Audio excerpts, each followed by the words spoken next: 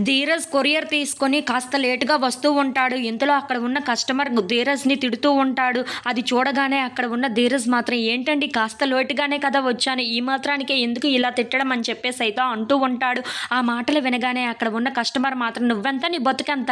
నువ్వు నా మాటకు సమాధానం ఇవ్వడం ఏంటి? అని చెప్పేసైతే అంటూ ఉంటాడు. ఆ మాటలన్నీ రామరాజు అయితే పక్క నుండి వింటూ ఉంటాడు. అది చూసి చాలా బాధపడుతూ ఉంటాడు. ఇంతలో వాళ్ళ బావని అక్కడ పిలిచి వాడిని పిలుచుకోరా అని చెప్పేసైతే అంటూ ఉంటాడు. ఆ మాటలు వినగానే అక్కడ ఉన్న వాళ్ళ బావ చిన్నల్లుడు అని చెప్పేసైతే ధీరజ్ దగ్గరికి వెళ్తూ ఉంటాడు. అది చూడగానే అక్కడ ఉన్న ధీరజ్ నువ్వేంటి మావయ్య ఇక్కడ అని చెప్పేసైతే అడుగుతూ ఉంటాడు.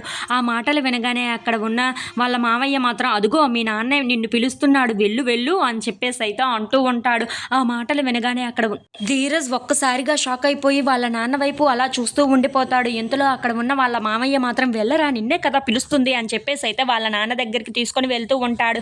ఇంతలో అక్కడ ఉన్న రామరాజు బండి స్టార్ట్ చేసి ఎక్కువ అని చెప్పేసైతే అంటూ ఉంటాడు. ఆ మాటలు వినగానే అక్కడ ఉన్న ధీరజ్ అయితే వాళ్ళ నాన్న బండి ఎక్కుతూ ఉంటాడు. ఇంతలో అక్కడ ఉన్న వాళ్ళ మామయ్య మాత్రం వీళ్ళేంటో అర్థం కాదు, ప్రేమలు ఉంటాయి కానీ బయటకు చూపించుకోరు అని చెప్పేసైతే అనుకుంటూ అక్కడి నుండి వెళ్ళిపోతూ ఉంటాడు. ఇంతలో రామరాజు తన కొడుకుని ఎక్కించుకొని బండి మీద అలా వెళ్తూ ఉంటాడు.